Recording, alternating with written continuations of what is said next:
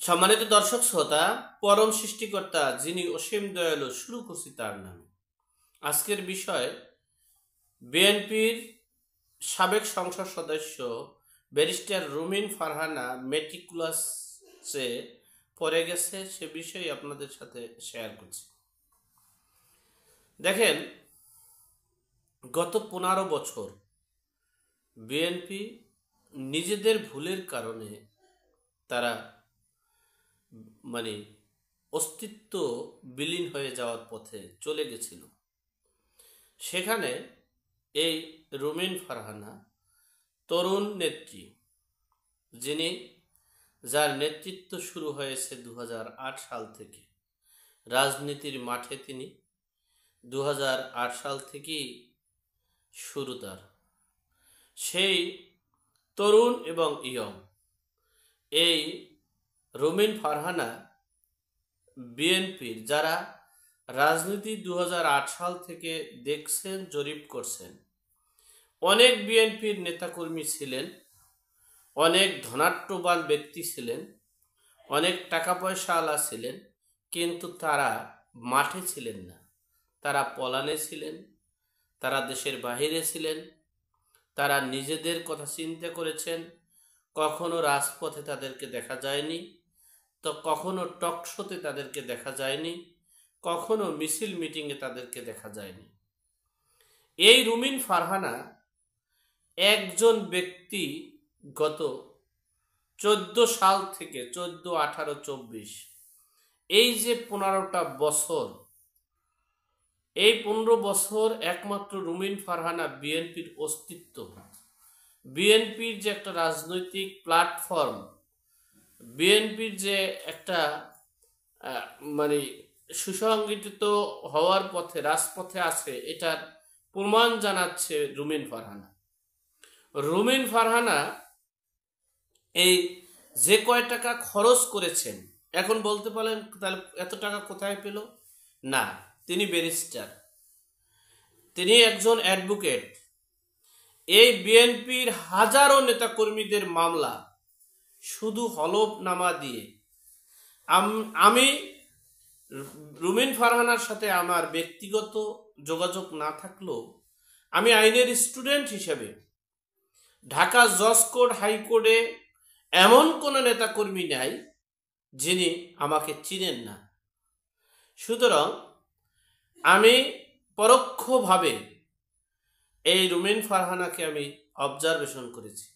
যদিও তিনি রাজনীতির মাঠে গতানুগতিকভাবে অনেক সময় অনেক কথা বলেছেন, সেটা হয়তো বা দলের স্বার্থে, সেটা হয়তো বা তার দলের নীতি নির্ধারক যিনি তার গুরু, তার স্বার্থে হয়তো বা দুই একটা কথা বলেছেন, কিন্তু তিনি সবসময় চেয়েছিলেন ন্যায় অন্যায়ের প্রতিবাদ করার, ন্যায়ের পক্ষে থাকার। তিনি হাজারো হাজারো মামলার তিনি পরিচালনা করেছেন বিএনপির নেতাকর্মীদেরকে তিনি হয়তোবা ওই রকমের টাকা পয়সা দিয়ে না করলেও তিনি বিভিন্নভাবে সহযোগিতা, পরামর্শ দিয়ে, বুদ্ধি দিয়ে, নিজে দৌড়াইয়া, শ্রম দিয়ে করেছেন। বিএনপির অস্তিত্ব জানান দিয়েছেন রুমিন ফারহানা দেশ এবং দেশের বাইরে। গত 15 বছরে এখন বিএনপির নেতার অভাব নেই, বিএনপির মেটিকুলাস ম্যান, নীতি নির্ধারকের অভাব নেই, কিন্তু গত 10 বছরে আমরা এগুলো দেখিনি, তাদেরকে আমরা দেখতে পারিনি। সেই রুমিন ফারহানাকে দুইটা গ্রুপ মেটিকুলাস করেছেন। তাদেরকে, এই রুমিন ফারহানাকে তার নিজের এলাকায় মিছিল মিটিং করা তো দূরের কথা, তিনি কোনো প্রচারণাও করতে পারছেন না। বিএনপির একাধিক প্রার্থী আছে, সেখানে এই রুমিন ফারহানা মাঠে নামার সাহস পাচ্ছেন না। আপনারা অনেক সময় দেখেছেন যে আমি রুমিন ফারহানা গত 15 বছরে টকশো করেছি, কিন্তু আমি একা যেতে পেরেছি। কিন্তু আজকে এই 15ই আগস্টের পর থেকে আমি কখনো একা যেতে সাহস পাই না, একা যাই না, ভয় করে, মানুষজন নিয়েও আমার ভয় করে, আমাকে বিভিন্নভাবে হুমকিও দেয়। এই যে বিএনপির যারা নেতাকর্মীরা ছিল তারা কিন্তু এই বিএনপি যে আছে, বিএনপির মাঠে যে আছে, বিএনপি যে একটা নেতৃত্ব আছে, সেটা কিন্তু গত 10 বছরে কেউ জানেনি। এই বিএনপির অস্তিত্ব জানান দিয়েছে রুমেন ফারহানা। যেই সময় হয়তো বলতে পারেন এর আগে অনেকে ছিলেন পাপিয়া, তখন নেটের যুগ ছিল না, তখন অনলাইনের যুগ ছিল না। অনলাইনের যুগ যখন ছিল এবং যখন তিনি সক্রিয়ভাবে এই রুমেন ফারহানা মাঠে কাজ করেছে, কিন্তু আজকে দুঃখের বিষয় রুমেন ফারহানাকে কেন্দ্রীয় বিএনপির নেতাকর্মীরাও সেইভাবে তাকে সাপোর্ট দিচ্ছে না। দুটো কারণে। একটা কারণ হচ্ছে রুমেন ফারহানা ব্যক্তিগতভাবে তিনি সংসদ সদস্য নির্বাচন করতে চায়, সংরক্ষিত আসনে তিনি এমপি হতে চায় না, অর্থাৎ দয়া মায়ার এমপি হতে চায় না, তিনি জনগণের ভোটে এমপি হতে চায়। 1, 2 নম্বর হচ্ছে তিনি তারেক রহমানের শুভাকাঙ্ক্ষী। এখন এই বিএনপির 3টা পার্ট, একটা হলো তারেক রহমানের একটা পার্ট, আর একটা হচ্ছে বেগম খালেদা জিয়ার একটা পার্ট, আর একটা হচ্ছে বেগম খালেদা জিয়াও না তারেক রহমান না, মাঝখানের পার্ট, অর্থাৎ সুযোগ সন্ধানী। এই 3টা পার্ট বিএনপিতে থাকার কারণে এই 2টা ডিপার্টমেন্টে, অর্থাৎ ওই যে 3য় নম্বর এবং বেগম খালেদা জিয়ার গ্রুপ, এই 2টা গ্রুপ মানে গ্রুপের মাইনাসে রয়েছেন রুমেন ফারহানা।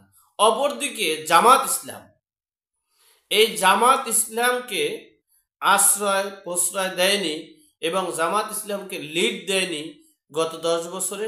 সেখানে যখন নেতৃত্ব দিয়েছিল, নেতৃত্বের এবং সবসময় আলোচনায় এবং বিএনপির কথা আলোচনায় রেখেছেন, দেশে বিদেশে সব জায়গায় মোটামুটি যে প্রচার করেছেন সেটা রুমেন ফারহানা। রুমেন ফারহানা নিজেও জামাতের পক্ষে ওইভাবে সক্রিয়ভাবে না দেখার কারণে জামাতও সেখানে একটা তার নিজের এলাকায় একটা প্রার্থী ঘোষণা দিয়েছে, সম্ভাব্য প্রার্থী।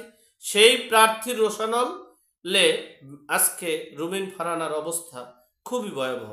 প্রতিনিয়ত আমরা শুনি তার বাড়িতে হামলা হওয়ার সম্ভাবনা আছে, তার গাড়িতে হামলা হওয়ার সম্ভাবনা আছে, তার এলাকায় বিএনপির নেতাকর্মীরাই নিরাপত্তায় নেই, বিএনপির নেতাকর্মীরাই অন্য নেতাকর্মীদের উপরে দুর্বৃত্তায়ন করছে। এই নানা বিচার বিশ্লেষণ চলছে। এখন যে অবস্থা, তাতে রুমেন ফারহানা মাইনাসে চলে আসেন বিএনপির। তো দেখেন, সুসময়ের সবাইকে পেলেন, দুঃসময়ের বন্ধু আজকে তিনি রাস্তায় বলতে গেলে। যাই হোক, রুমেন ফারহানাকে বলবো, আপনি ন্যায়ের পক্ষে থাকেন, অন্যায়ের প্রতিবাদ করেন। একটা কথা মনে রাখবেন, দলের ভিতরে যদি সংস্কার করা না হয় তাহলে দেশ সংস্কার করা যাবে না। আর দেশ সংস্কার করতে হলে আগে দলের ভিতরে সংস্কার করতে হবে। আজকে এই রুমেন ফারহানার মতো লোক বিএনপি থেকে মাইনাস হতে যাচ্ছে। তিনি তার নিজের এলাকায় যদি নির্বাচনের মনোনয়নও দেওয়া হয়, লিখে রাখেন তাকে ফেল করাবে তার নিজের দলের লোক, এবং তিনি তার জামানতটাও বাজেয়াপ্ত করার জন্য বিভিন্নভাবে মেটিকুলাস করতেছে, বিভিন্ন প্ল্যান পরিকল্পনা পদক্ষেপ নিচ্ছে। আমরা সেটা অবজারভেশন করতে পেরেছি, বিচার বিশ্লেষণ করতে পেরেছি এবং সেটা বুঝতে পেরেছি। যাই হোক, এখন রুমেন ফারহানার কি করণীয় এবং বিএনপির কি করণীয় সেটা তারা বুঝবে। তবে আমি একটাই দাবি করব, আল্লাহ যেন তাদেরকে, যে যারা যে সময়ের বিপদের বন্ধুকে যেন তারা চিনে, সেই প্রত্যাশা রেখে আজকের মতো এখানেই শেষ করলাম। ভালো থাকবেন, সুস্থ থাকবেন। আসসালামু আলাইকুম।